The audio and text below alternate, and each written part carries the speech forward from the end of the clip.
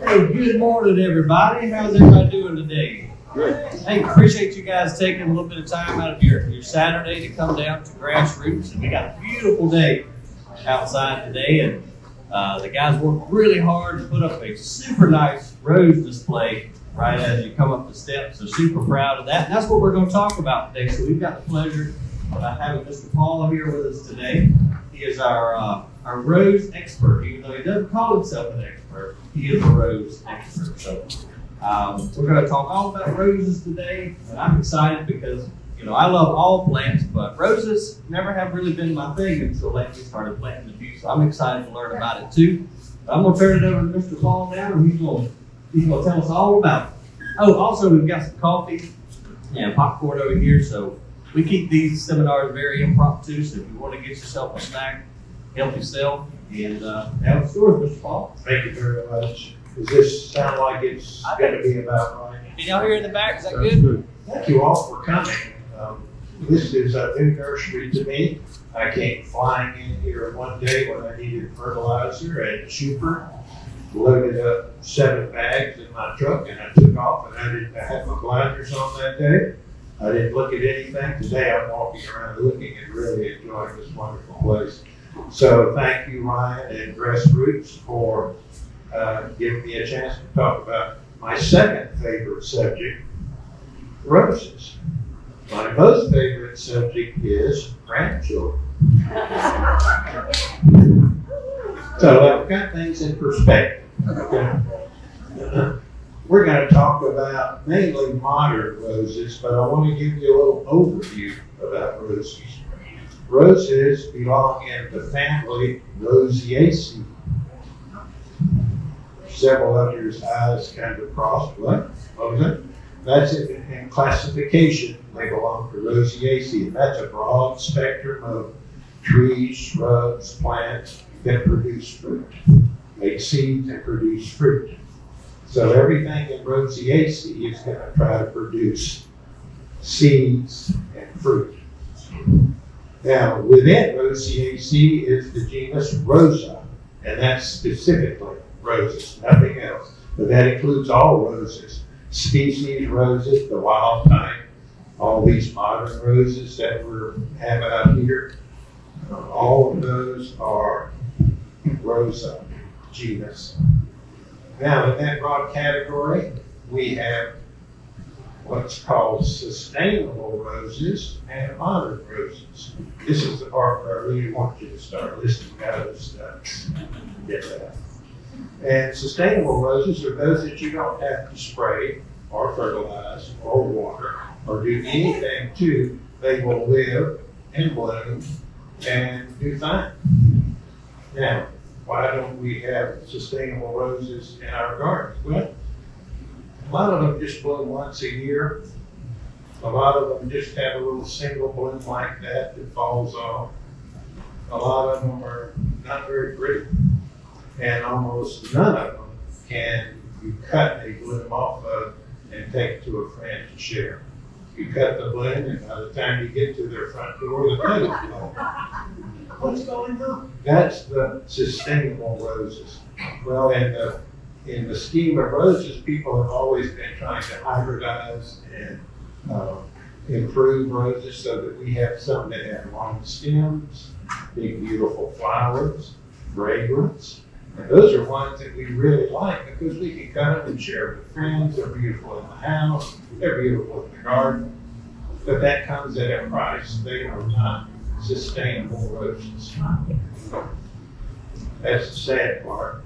That's the only bad news I'm going to give today is that most of the roses we love require care. And most of the care they require is preventing black spot. And that's a fungus disease that attacks the rose, the leaf specifically, and causes the leaf to turn yellow and then fall off. In the meantime, black spot has done its job. It has created little spores which have dropped off and gone to the ground, and they lay there ready to infect their next victim. So what do you do about that? Well, you have to put out a fungicide. Now, back in the old days, when I started with roses, if you went to the nursery over at South Augusta, McCorkle Nursery, by the way, that's the same family that's the one out in Deering now, the huge.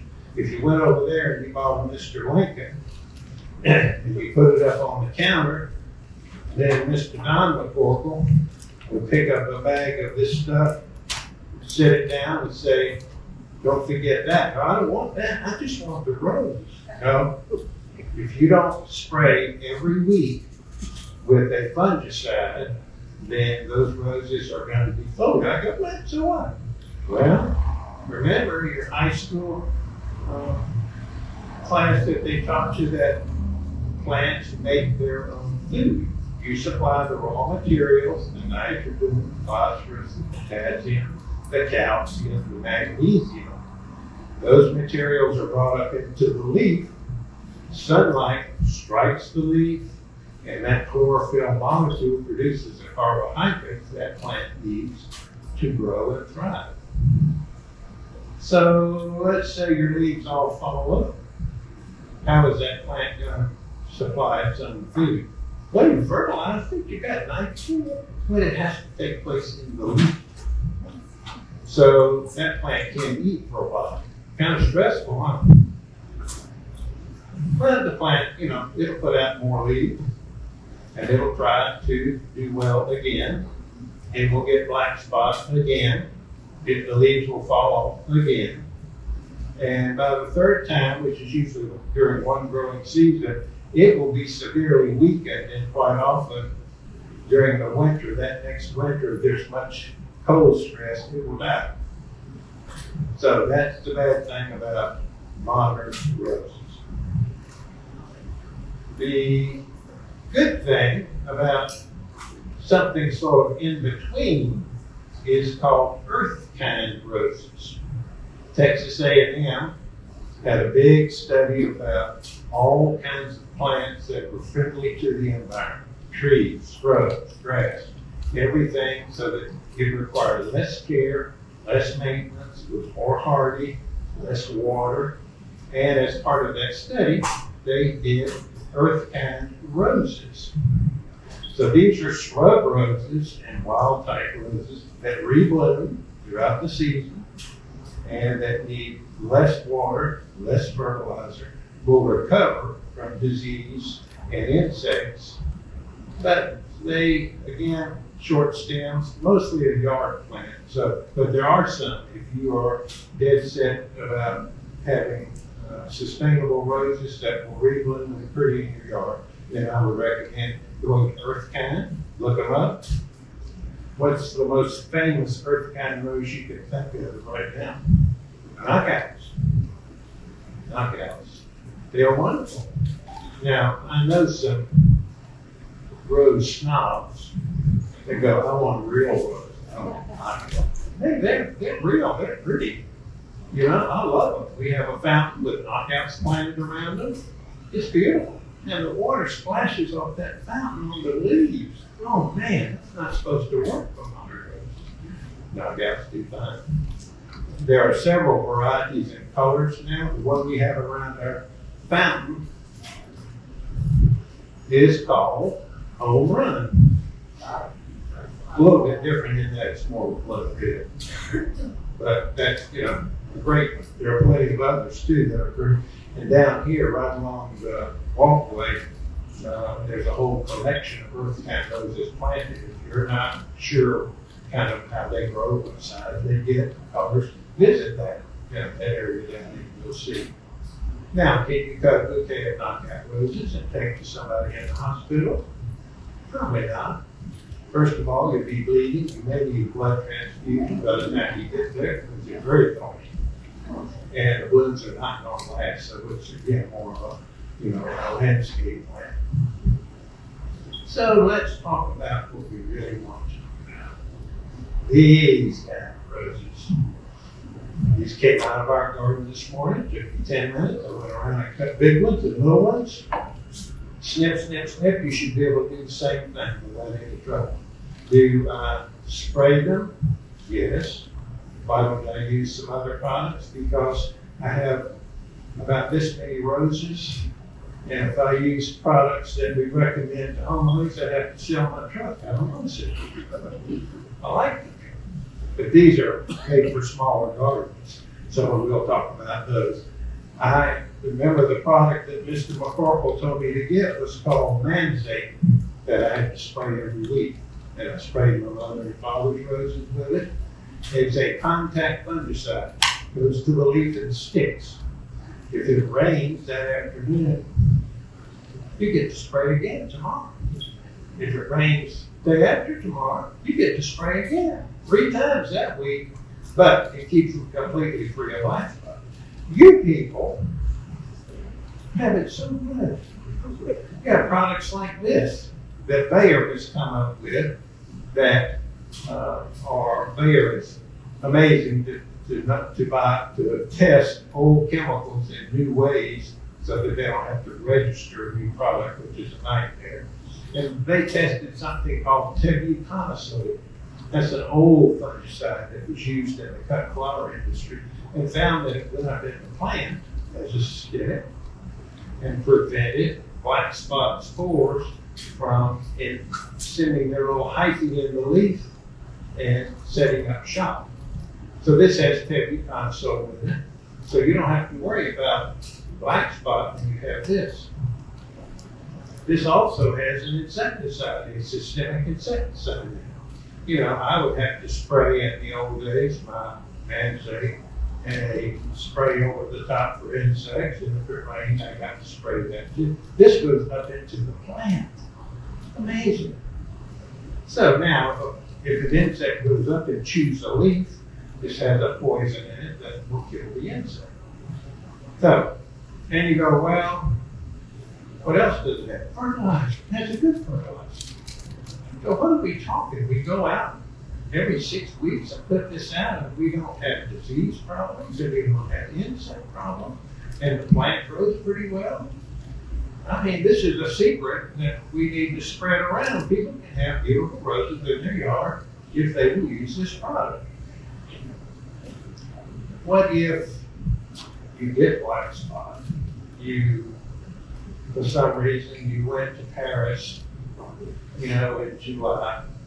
Crazy idea. You were gone, and nobody put out your Bayer product, and you came back and you had black spot.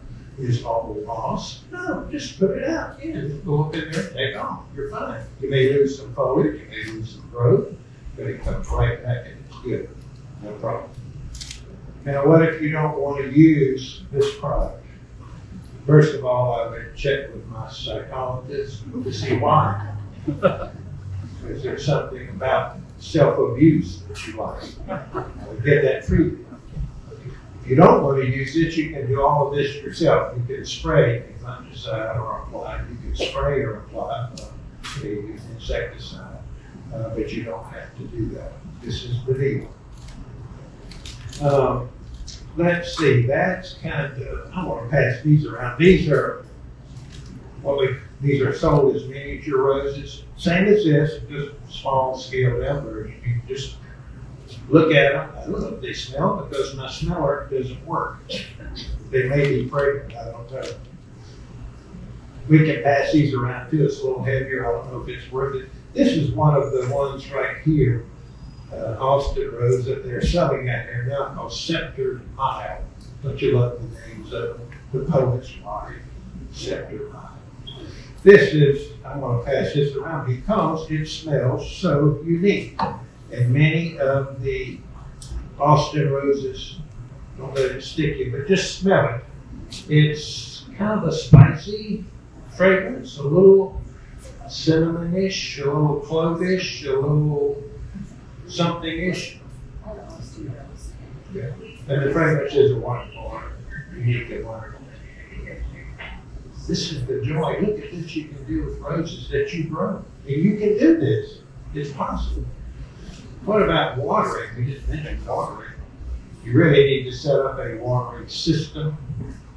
And the watering system can be leaky pipe, drip irrigation, but it needs to be something you can put on a timer that in this hot weather will water your roses regularly, a known amount. All of those systems are calibrated, the little drippers for about a gallon an hour or whatever. You need to set that up where you won't have to worry about water, it'll just take care of itself. And what else do you have to worry about? Deadheading, cutting wood. That's going to take more time than everything else about growing roses in. Everything. To deadhead, you need to get you some kind of little sharp scissors that you can go along and cut.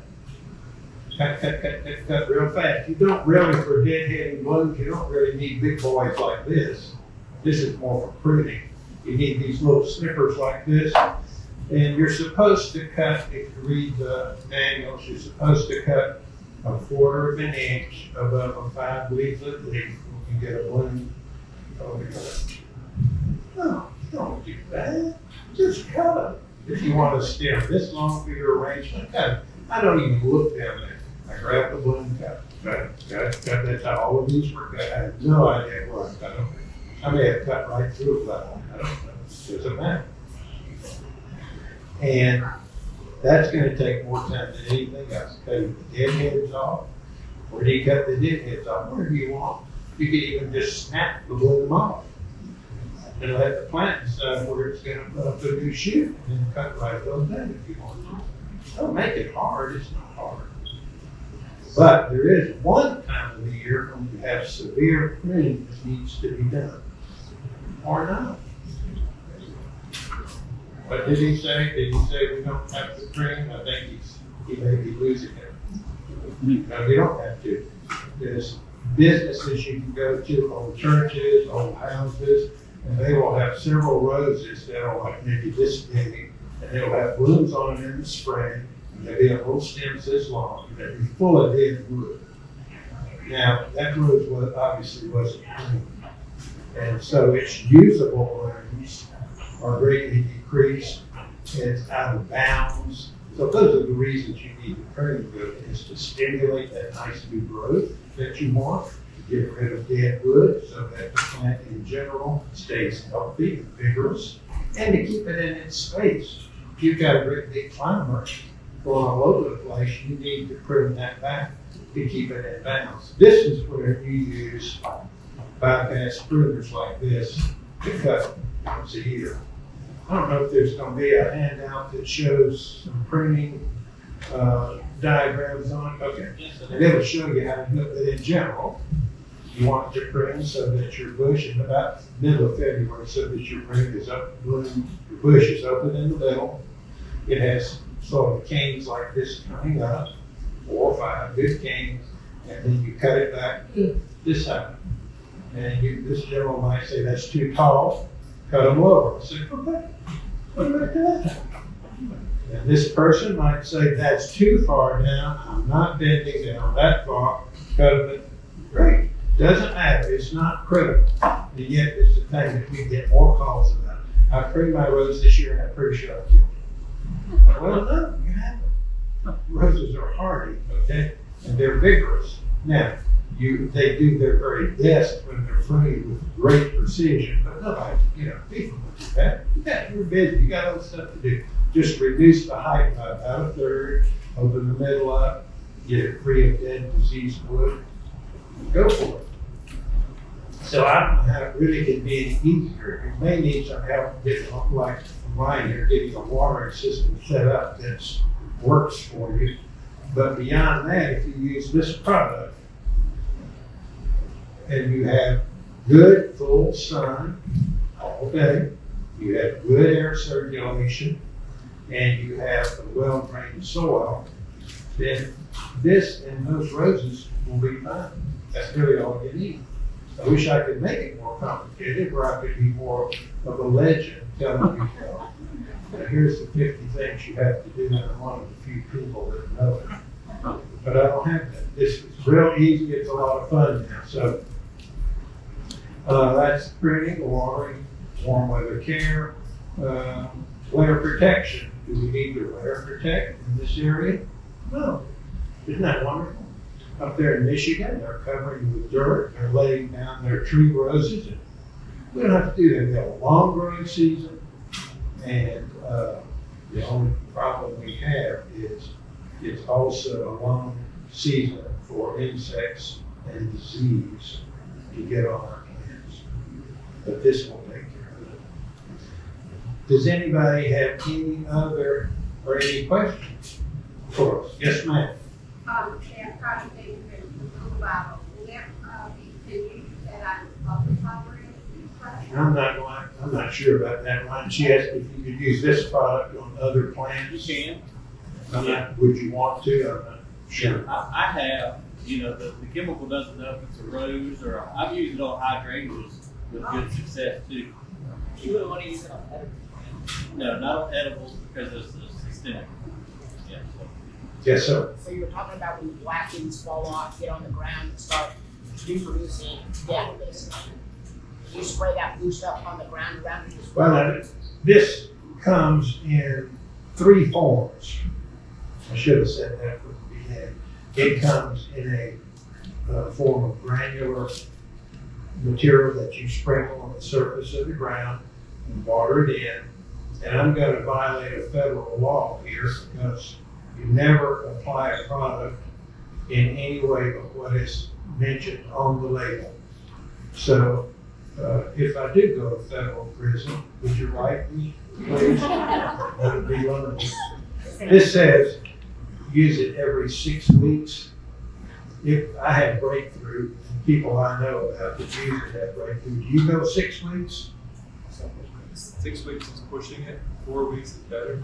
Okay, if he broke federal. So now I will endorse that. It's not really once a month is what you do because we are in such a climate that produces so much fungus disease. So the first of the month or the 15th, whatever suits you, put this out. It comes in granules. It also comes in a liquid concentrate that you would dilute up and pour around the base of the plant. It also comes in a sprayable form without the fertilizer, and you can put it in a hose-in sprayer and spray the top and bottom of every leaf. You wouldn't need the fertilizer if you use that product. So when you're picking out a variety of rose, if you will look at the flower, you get a picture of it, and try to find one that has a lot of petals. The bloom will last longer on the plant, in the yard, in your vase. If you look at John F. Kennedy out there, which we grow and love, it makes a beautiful bud. The next day, whoop, John's gone, falls off, and that's just a matter of the petal count. Yes. We saw out there the knockout roses, and then we saw the red ones. So what? A drift rose. Drift rose is a smaller version of the knockout. I'm not sure how that was developed. It is like a super tiny knockout. The blooms are more like the size of this, maybe even a little smaller. I like your rose. You really need to put them up so you can see them. Have them in a big urn that it sort of spills over. It's beautiful. It's nice. So, I'm going to ask you to see if anybody was paying attention. Do you think that the David Austin roses are sustainable or modern? They're crops. About that, they were listening. They got it. So that means you will have to take care of it. You're going to have to put this product on. But you will be rewarded. They are, for the most part, fragrant. Not as fragrant as, as they claim. Yes, ma'am. In the information that you have shared today, and I've written it all down, can a beginner like myself with roses be assured to buy any type of roses, or is there a beginner variety? I didn't quite. What was the question? Beginner. What would be a good beginner rose for somebody who hasn't grown roses before? I would base it completely on the color you like and the size plant you want. If you're going to plant like a little area along your driveway or something, then I would buy floribunda plants that are lower growing, more densely flowering. But I would get something that smells good, you like the color. That's the whole idea, is to enjoy this. But there's something extremely special about roses that we haven't really even talked about, and that is how they reach inside you, almost, into your heart when you grow them. When you go out in your garden, and when I went out and cut these, linking around, and fumbling and stumbling along, when I stopped and picked this up and cut it, I'm like, wow, isn't that amazing? Isn't that beautiful? Aren't I glad that I'm growing this? I couldn't think of anything else. I couldn't think about my Tesla stock crashing. I was looking at this rose, and it was reaching inside me. And then if you were standing next to me and I handed it to you, the same thing happens. You look at it, smell it. It was something very deep in our psyche, something that generates a lot of pleasure and comfort. So that is really the best reason to grow roses. What it does to us and what happens when we share it with our friends. Yes, sir. Is it better to use a drip irrigation or the spraying line, except for the fact that it's not growing? I'm going to say it's better to use drip.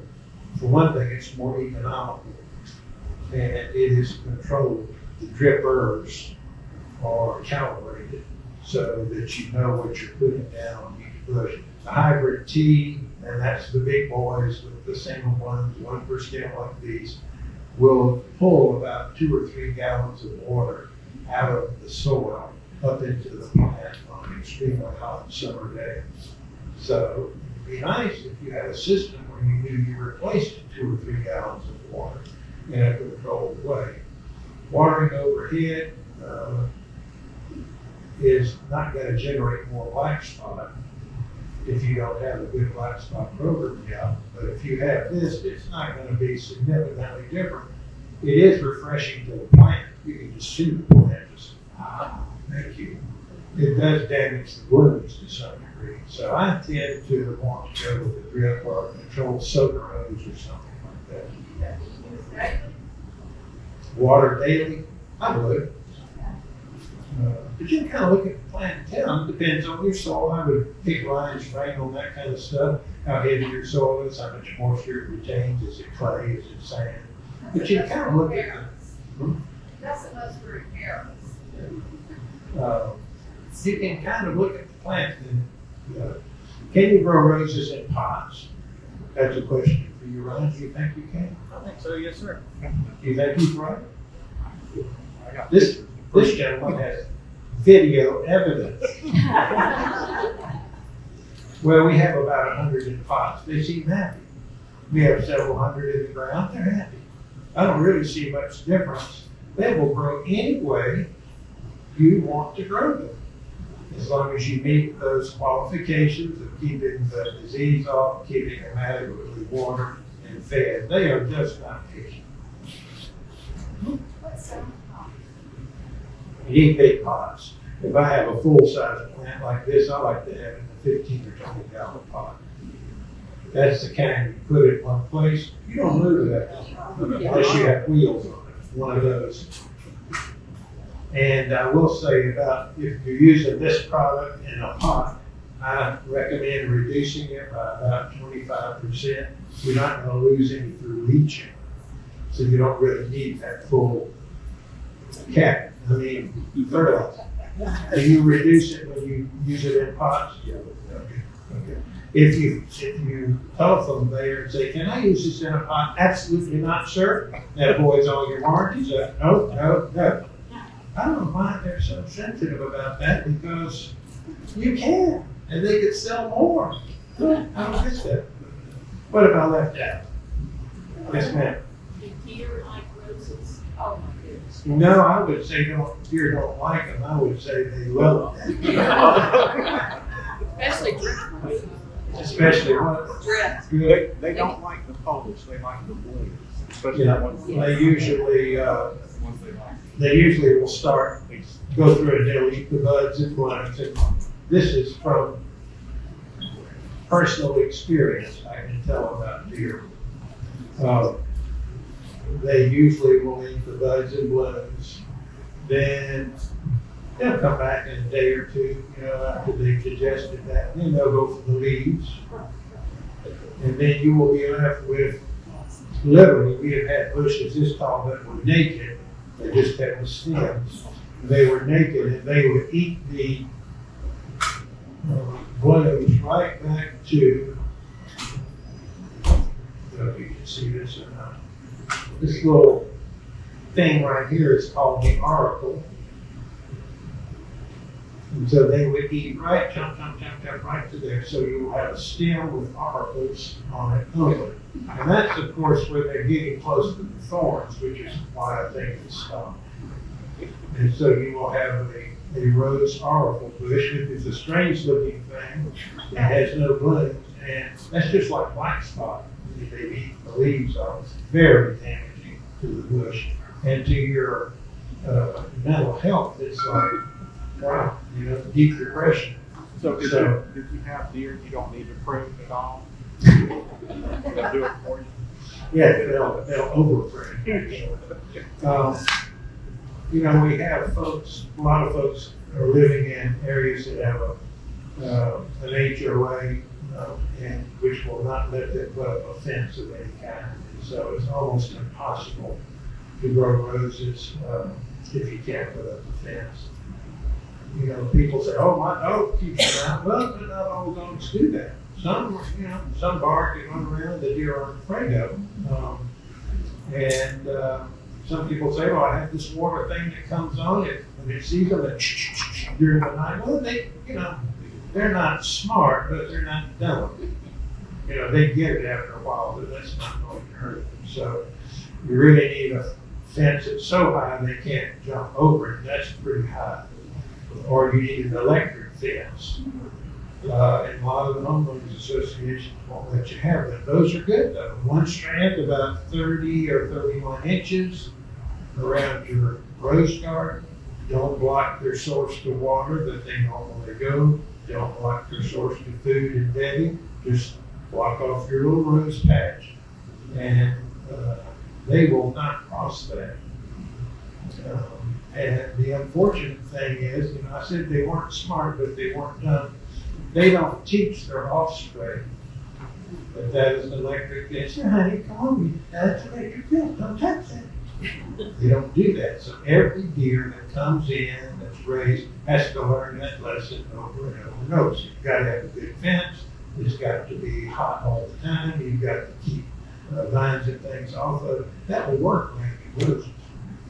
There is, now I've seen online, I think the University of Georgia has the one that I've seen most recently, a two-fence system, no electricity at all, for keeping deer off of roses.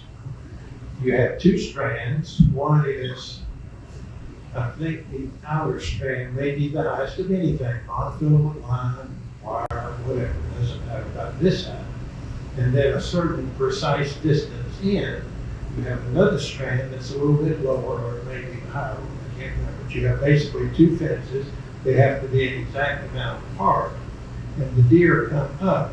They could jump over this, but when you have two strands like this, they're not sure. Well, now, that's pretty far. I'm not sure what would happen. I could step into this one, but then I don't have the jumping pad that I need to jump over all of them. That seems to work, and I've forgotten the dimensions. Have you tried that or heard anything about it? That will work and is working around farmers' fields, thousands of acres. And it's a very simple thing, just based on a deer's depth perception and feeling uncomfortable when they're entering the field.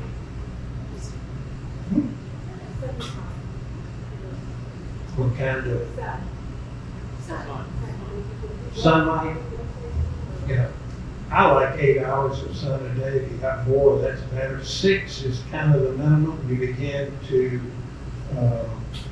lose vigor with your roses if you have less than 6 hours. They're not gonna bloom as often, the stems are gonna be leggy. So it's really better to get more sunlight, if you can. They don't care where it's coming from. Yeah, it can't be too hot. I mean, we could, I'll ask, about this. We could plant a rose bed in the middle of I-20 in the median. You want to do that? And just prove that you can't have too much hot sun. Because what? Sunlight is striking the leaf and doing what? Making food. And there's a chemical reaction going on there. Let's have plenty of sunlight. Let's create lots of activity in that leaf. It's just got to, these are heavy producers of growth, and what are they trying to make? Ultimately, a rose hip. Why are they trying to make a rose hip? Because that's where the seeds will be produced, where that rose will reproduce and make more roses. Do you have to, like, deadhead a rose, like if the rose is off, or just leave them on, or? If you will, the question is, do you need to deadhead or should you deadhead? The faster you get an old bloom off, the faster new growth starts. So you can shorten the interval between this bloom, which was pretty, and the next one, which is on its way, by promptly deadheading. That's why I said you're going to spend more time deadheading and cutting blooms than really anything else. You don't have to. Many of them will just, like the drip roses especially, I think, and the knockouts to some degree, drip roses more so, the bloom will fall off and it'll make it grow. So, but you can speed that up.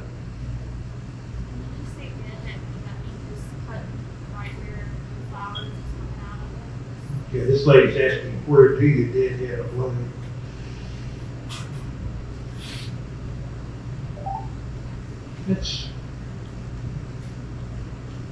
I put these in here, but they don't want to come out. It is not critical where you deadhead. You can walk through the garden and snap this off. And by the way, you can see right here at the base where this is thinking about making its hip. Has a little swollen area right here. It may or may not produce a hip depending on if it's fertilized and depending on the variety and the condition, but that's where the rose hip would be, right there. But you could literally deadhead this by, I hate to do it because there would be a gas. You can just snap it off, snap it right off. Or you can go down and cut it right here. Or, and leave, cut all this off. That's the peduncle, you can cut that off. Or, you could cut it off right here. Or you could cut it off there, or anywhere up and down the stem. It really doesn't matter. Now, I'll tell you, technically it matters because this is a bud eye, that's a bud eye, that's a bud eye, that's a bud eye. If you will cut right above the bud eye, it seems to stimulate growth more quickly. There's more potential for growth enzymatically right here in this bud eye. So if you cut right above that, you typically will get growth sooner, quicker, stronger.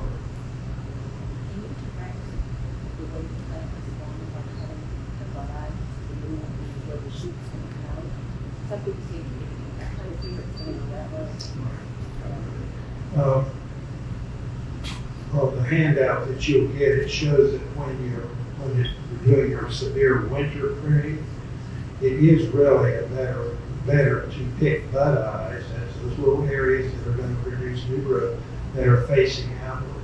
Not absolutely necessary, but we're trying to keep this open. So it's really better to cut above those so that the growth for all of these comes out. Because theoretically the same when you're deadheading, but I'm pretty bad about that. It doesn't seem to matter too much. So I don't think it's critical. It's, when Charlotte and I used to go to rose meetings when we were younger and more energetic, we would drive all the way to Raleigh to hear go to a meeting on pruning. They would have speakers from out of town. Well, I always prune like this and early before dying, and I sometimes will prune late in the day. Sometimes I will prune using my little pruners and sometimes my smaller pruners. Sometimes I will seal those cuts with Elmer's glue, sometimes not. But really, I'm just telling you, it's a lot easier. We enjoyed those meetings, but we went to a meeting and they had a speaker that was talking about how to grow good show roses. And he said, the secret to growing show roses is czar. And I said, oh, wow, honey, did you hear? She said, what did he say? And I said, would you repeat that? The secret, he's a little annoyed, to growing good show roses is czar. I said, would you spell that? D-E-S-I-R-E, desire. And that's really what it comes down to on just growing them in your yard. So you don't ever have no luck with roses or tomatoes. You have to follow the rules for them to do well. Anything else? Is there a way to know if a rose is going to be really fragrant? Because quite often they don't have leaves when you look at them. Especially with the Austin roses, they will say strong fragrance, but to me, I can't really smell them. So it's pretty hard to know reliably. Fragrant Cloud that's out here that I love. Sometimes has fragrance, sometimes not. Now, Fragrant Cloud has a daughter.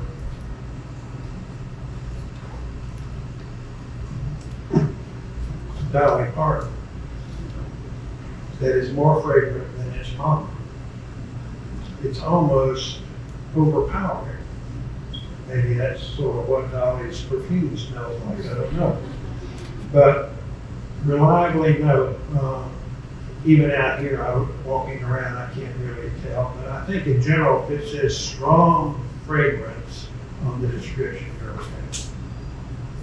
Because what's the point of a rose if it doesn't smell it? What's the point of a rose if it doesn't smell it? Well, and unfortunately,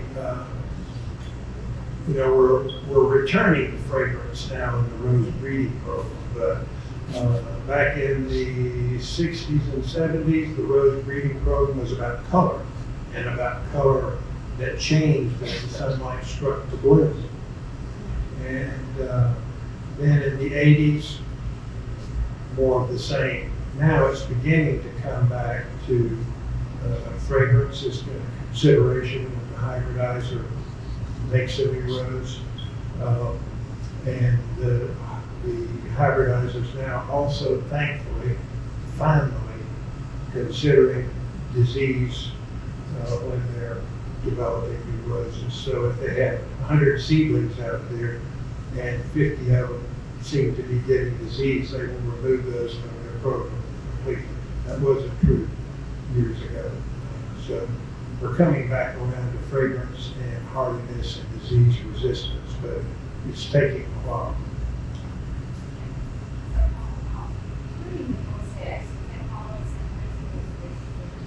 Pruning up.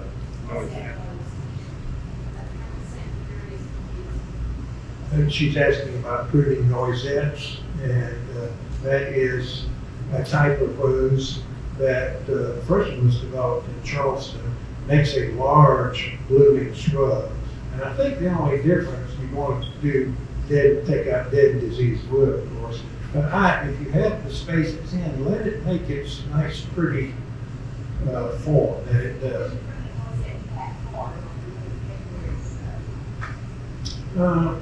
Just let it sort of grow and bloom, yeah. What are some good companion plants for roses? Companion plants? Sorry, I don't really know. I mean, I know what you mean. I don't know what good companion plants would be. Normally you try to, oh wait a minute, Dave's got something.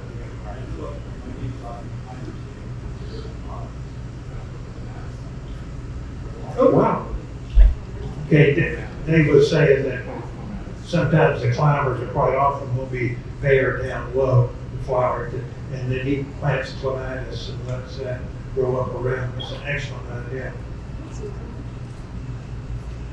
Yes, ma'am.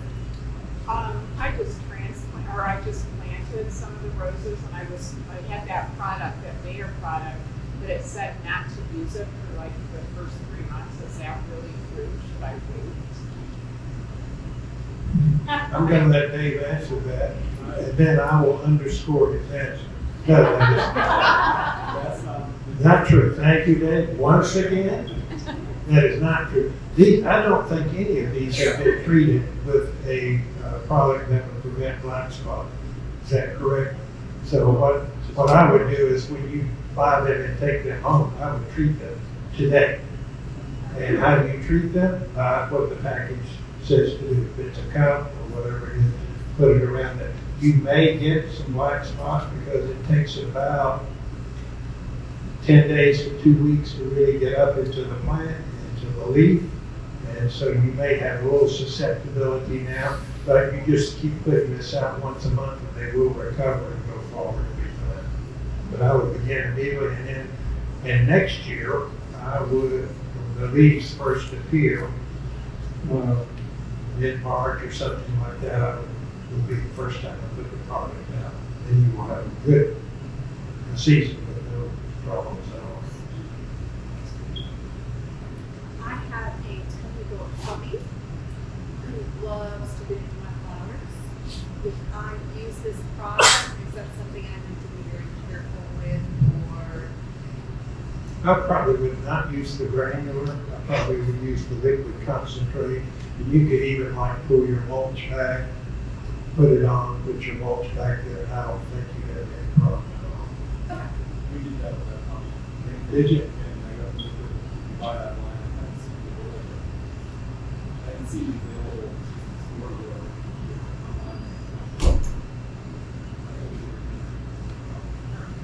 So if you have pets or grandchildren that like to dig around the base of your plants, I would use the liquid. It disappears in the soil. I have a rose bush that has been a victim of child abuse for the last 25 years. And I'm never going to find it's gorgeous. And it smells wonderful. And I've never been able to find that rose again. I don't remember what the name was. But I'd like to propagate it. Is that possible? It is possible. Do you know if it's grafted or is it on its own roots? Do you see a big graft? There is one at the bottom, yes. Okay. Because if you propagate it, the only thing you could do is root it and put it on its own roots. May not be nearly as vigorous. Because this one is, I've never treated it for a black spot or And it doesn't have any black spot. every once in a while, but I'll just pull the leaf. My grandmother I always helped her pull the leaves off, and she'd say, you not to lay them down, you gotta take them away, and that's all I've ever done. And does it repeat throughout the year or just? Oh gosh, yes. And what color is it? It's beautiful like pink. I think It changes a little bit through the course of the year. It'll be darker sometime in the spring and then lighten up, or just does its own thing. I think it would be, I think you can try propagating that. And I think they probably have a good way of suggesting to do that. I think it also would be interesting to take several pictures of the blends, like where they have the different colorations. And if you will send them or give them to them, you can take a digital picture. I think I could get it identified, which would be fun for you to know. Yeah, it's got to be the hardiest thing, so don't be afraid to plop one in the ground. It's had to be dug up a couple times and moved. And where it's been the last few years, it gets choked out. I think it's going to die from a hydrangea. Hydrangea that takes it over, but yeah, I just make a hole in it. Speaking for virtually everyone in the room, we would like to have one. Yeah. So the sooner we can get this going, the better. I'll do that today. Anything else? I got a question. This fair, do you need to put it on all year long, every month? No, you can read it here. It says for the growing season, follow the directions with the exception of that 6-week interval. And do it once a month. And I think probably in September, you could stop using it. In February, is it should you just let it go now, or should you take it from it now? Yeah, this lady said she was on vacation. I'm gonna have hope. She was being treated for an illness. She's fully recovered, but she wasn't able to prep her roses in February. What should she do? And I would say that's the way it goes some years, but I would go in now and remove any dead and diseased wood that's evident. Let it go, and hope next year you do it on time. Do you have a question? Yeah, is there any reason to use the granular and the spray together, or do you just use one or the other? Use one or the other. There's no, I tend to think if the soil is not quite as well drained, that the concentrate probably gets down there a little faster, the diluted concentrate. The granular is just so easy. You don't have to dilute it or anything. You just stand there. You can pull the mulch back and sprinkle it and do it now, or you can put it right on the mulch and water it in. So I don't think there's any advantage to one over the other that I'm aware of. So if I have black spot right now, just start with the granular. Now I did put a chemical up here that you can spray that will cure black spot. But I think if you use this product and be patient by the next blooming cycle, you probably will be in pretty good shape. Yes, sir.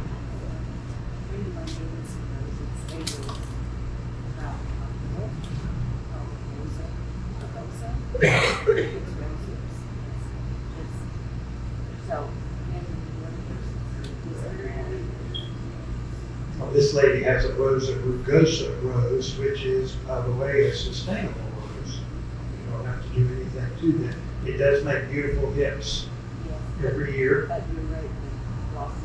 Yeah, the blooms are basically a single bloom, pops, and there it goes. But it's a really dense, evergreen, pretty rose.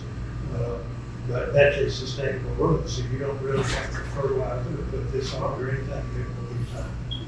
Very popular up north. Yes, sir.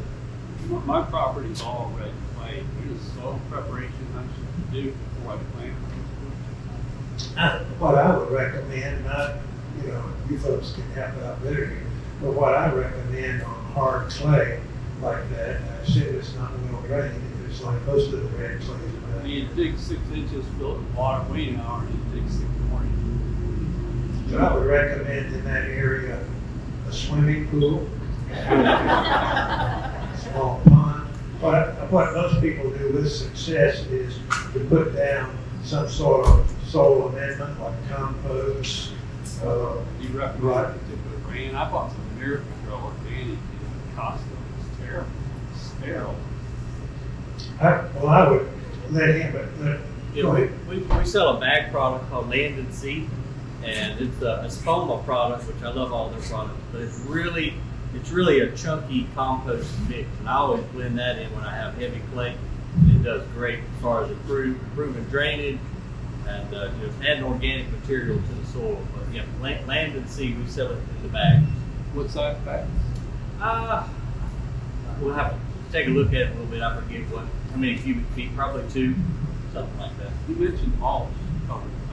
well, anything that's organic that will decay. This is the fine product he's talking about. You can also use leaf mold, wood chips, anything like that initially. And I put that on top of the ground, go with a rototiller and till that in, then put some better stuff on top of that, till that in. What you end up with is a rose bed, and it's usually probably elevated about that much. You don't have to even put timbers around it if you don't want to. You can just make kind of a sloped area and plant on top of that. Things will do really well. I think Clemson University recommends then mulching that with hardwood mulch, I guess they call it. It's really brown finely, and that seems to interact with the clay. This is the mulch. Seems to interact with the clay and help condition it and make it even better as time goes on. But for the initial mix, you need a more quality product. So you put lime down with the red clay when you dig it in? You can if you want to soil test it and see, but you're going to be mixing in a lot of material, which is gonna help with that. Some roses were very well. I hope these do. I just overdug the hole and then just added a little bit to it all those years ago. But they're different clays too. Some clays are absolutely like cement. Don't put sand in it, but you do put concrete. Yeah. It would break. Did you have a question? Well, and I touched on it, as Steve mentioned a couple months ago, with his lamps and all that lining was. So, Yeah. That, I hate to get into too technical a thing like soil pH, unless your plants are not doing well. And typically what we add to it and what we're fertilizing with is not going to make it dramatically more acid. Slowly over time, rainfall, limestone will do that. And you can do bring a soil test here, I guess, or they'll tell you how to do that, send it in, and lime will help with that. You know, unless I see a plant that's not doing well, I usually don't even bother to check it, and I've gotten by with it a long time. Anything else? A food plot?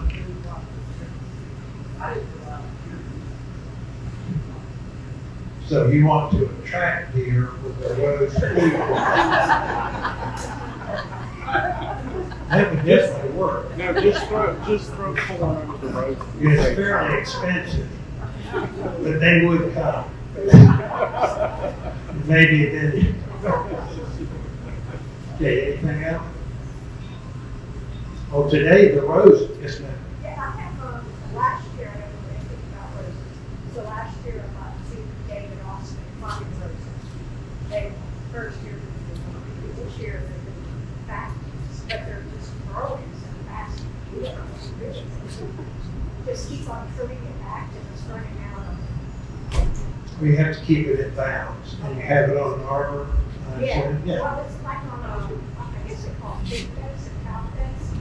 It's one of those, on a big wall. Yeah, you just have to keep it in bounds. So it doesn't matter if it's cut. You get cut, and Okay. you cut, and you may be cutting off potential blooms too, of course, but. Okay. Okay, well, you folks are so lucky because you got to hear me. That's rare. I don't do many of these. But this is like a beautiful display of roses out here too. They're lined up, they're wanting to go home with you. Good varieties, lots of different varieties, and they are on sale today. 15% off on every rose, and I think it's a great time to purchase roses, and I would recommend using this product, which they also have here, right now, today. When you go home and you plant it, I would put it on there and start using it. Enjoy your roses.